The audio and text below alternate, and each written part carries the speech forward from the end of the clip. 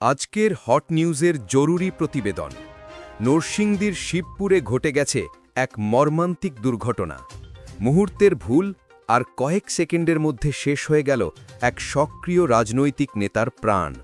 এলাকায় নেমে এসেছে শোকের ছায়া, আর পরিবার পরিজন দিশেহারা হয়ে পড়েছেন এই আকস্মিক মৃত্যুতে।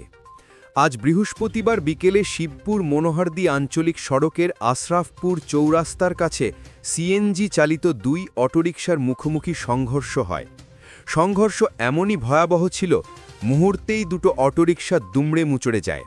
স্থানীয়রা ছুটে এসে যখন যাত্রীদের উদ্ধার করেন, তখনই বোঝা যায় পরিস্থিতি কতটা ভয়াবহ।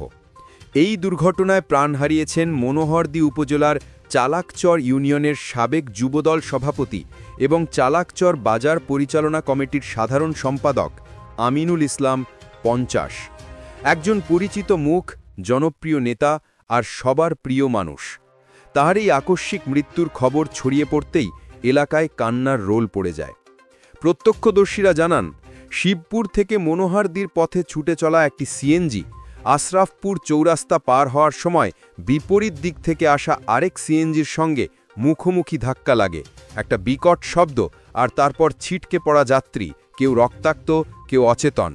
এ দৃশ্য দেখে স্থানীয়দের অনেকেই আঁতকে ওঠেন। 4 জন গুরুতর আহত হন। দ্রুত তাদের উদ্ধার করে শিবপুর স্বাস্থ্য কমপ্লেক্সে নিয়ে যাওয়া হয়, কিন্তু সেখানে চিকিৎসকরা আমিনুল ইসলামকে মৃত ঘোষণা করেন। এদিকে আহত অন্য 3 জনকে দ্রুত উন্নত চিকিৎসার জন্য পাঠানো হয় ঢাকা মেডিকেল কলেজ হাসপাতালে। শিবপুর মডেল থানার ওসি আফজাল হোসেন জানান, 2টি সিএনজির মুখোমুখি সংঘর্ষে 1 জনের মৃত্যু হয়েছে, বাকিদের অবস্থাও আশঙ্কাজনক। মরদেহ থানায় আনা হয়েছে এবং আইনগত প্রক্রিয়া চলছে। একটি পরিবার তাদের অভিভাবককে হারালো, একটি ইউনিয়ন হারালো তাদের সক্রিয় নেতাকে, আর আমরা হারালাম একজন দায়িত্বশীল মানুষের মৃত্যু সংবাদে আরেকটি বেদনাদায়ক সন্ধ্যা। বন্ধুরা, সড়ক দুর্ঘটনা প্রতিদিনই আমাদের কাছ থেকে কে জানে কত প্রাণ কেড়ে নিচ্ছে, কিন্তু আমরা কি সত্যিই সতর্ক হচ্ছি? একটু দায়িত্বশীলতা, একটু সাবধানতা, হয়তো আজকের এই মৃত্যু এড়ানো যেত। আপনি যদি চান আমিনুল ইসলামের আত্মা শান্তিতে থাকুক, এই ভিডিওতে একটি দোয়া মন্তব্য করে রাখুন। আর যদি মনে করেন এমন গুরুত্বপূর্ণ খবর আরও মানুষের জানা উচিত, তাহলে ভিডিওটি লাইক করুন, শেয়ার করুন, আর আমাদের আজকের হট নিউজ চ্যানেলটি সাবস্ক্রাইব করে পাশে থাকুন।